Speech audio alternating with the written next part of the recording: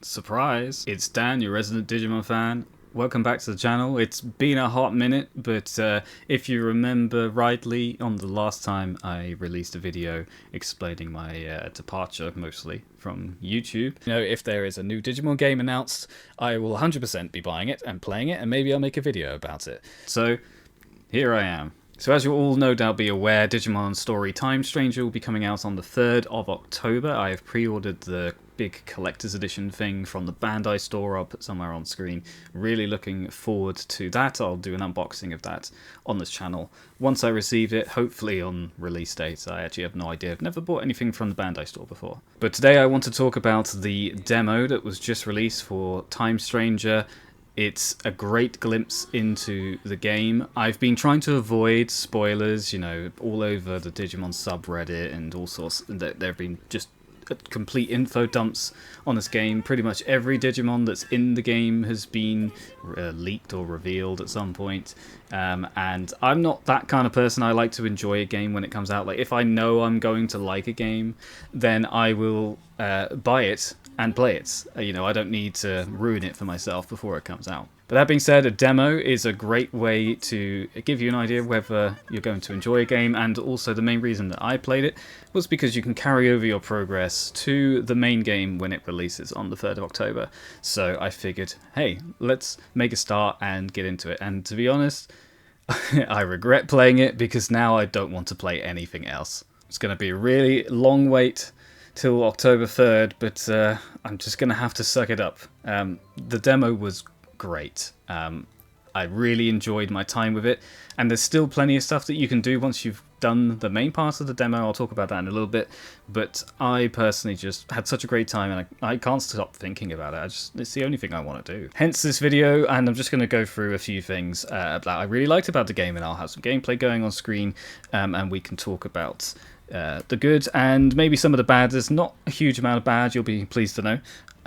But yeah, let's get started. So first of all, I played on PC on Steam, and you'll be pleased to hear, for PC fans, that the game has ultra-wide support. Well, 21:9 ultra-wide anyway. I don't know about any other kind of higher aspect ratios, but that was really nice to see. I also recently picked up an OLED monitor, and I gotta say the colors pop very nicely on my OLED. So just another little thing to mention. I was playing at 144 FPS. I believe they said that the console versions were only going to be 30, which, you know, is fine. Don't knock 30 FPS. Some games are fine for 30 FPS. You know, this isn't exactly a massively fast-paced game where you got to do some button inputs, although there are a couple. But 144 FPS at 1440p 21:9 ultra-wide was absolutely beautiful. The gameplay I'm showing is at 16:9 just because it's, you know, better for YouTube. So the graphical style looks really, really nice. I'm mostly comparing to Cyber Sleuth when I talk about this because it's the first game of this type in nearly, 10 years. So you'd hope there would be an improvement, and there definitely is. There's more of a cel-shaded look on top of what's already there, but all of the Digimon models look really, really nice. It's also a lot of effects and animations that look really nice. The menus, for example, I really love the Digivice menu with its little effects on it. It's just yeah, everything just seems to really have had a lot of thought and care put into it. The music as well, what's in the demo, is just like so nice. It's got this nice bass to it, but also it's just it's very deep and rich and technical, and it just sounds great. You know, I found myself just sitting there jamming away when I was playing. It's really nice.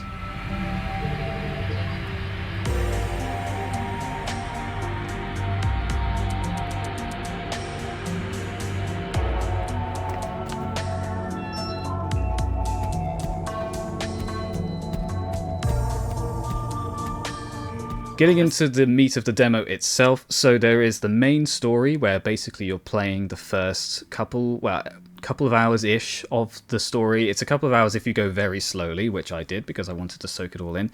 And once you get to the end of that 2 hours, that's basically the end of the demo. But you can then continue with the adventure trial, where you go into the central town and you can just battle with some more Digimon. It's just to give you more of a flavour of further into the game sort of thing. One thing that I really liked about the battles in this game is they've taken notes from other RPGs and they've added in a battle speed modifier, so you can actually make the battles faster. So I think there's 1, 2, 4 and 5, or 1, 2, 3 and 5, something like that. And obviously that makes the battles go through a lot faster. Plus you can usually skip a lot of the animations just by hammering A or X or whatever on the controller that you're using, so that's always a welcome addition. In addition, auto battle is back from Cyber Sleuth, so if you put on 5 times auto battle you can basically just grind without having to do anything. I also really enjoyed the preemptive strike that they've added into this game, so you can, if you're strong enough, you can just knock out a Digimon without having to engage it in combat, which I think is really cool. It's nice as well in this game that you actually see the Digimon in the overworld instead of just random encounters. I tend to prefer that, to be honest. Some quality of life changes that I really liked as well is the fact that Digimon in your box gain experience. So previously in Cyber Sleuth, I think you could have up to 12 Digimon with you. Or was it 10? I can't remember the exact number. And they were the only ones that would gain experience. But it seems now that all Digimon, whether they're in your main party, in your reserves, or in your box, gain experience from battle, which is a nice added touch. Just means that you're always leveling up your Digimon, even if they're not with you. Maybe that was just for the demo, I'm not sure, but I thought that was a nice touch. And I liked that the Digimon ask you questions and you can give them different responses which impact their personality. A bit like what happened with the Digiline in Cyber Sleuth and Hacker's Memory, but also kind of reminded me of Digimon 5 when you were recruiting Digimon, so I thought that was really cool as well. The Digimon riding, which was shown off in the trailers and whatnot, I think is really cool. Not all Digimon can be ridden, which I guess makes sense, but there's a lot of them that can, and basically it just depends on which Digimon is the first in your party. Or not even first, but it's like the first one in your party that can be ridden. That's the one that you will ride. So I'm not going to talk about the events of the story part or go really into too much detail on the adventure trial either, because I think that either you're watching this video because you just want to know whether the demo's any good, whether the game is going to be good on release, but you don't actually plan to play it yourself, or you plan to play the demo yourself, in which case just go ahead and play it. I won't spoil anything in particular. I'm only showing footage from the adventure trial on screen, but it's just a really fun sandbox area with no real saving in it. You're just going around, you can evolve Digimon into different pathways and battle, and it's just a lot of fun. So for a demo, it's actually really great. It's got a lot of replay value. But if I were to talk about just a couple of negative things, they are minor, but they are there.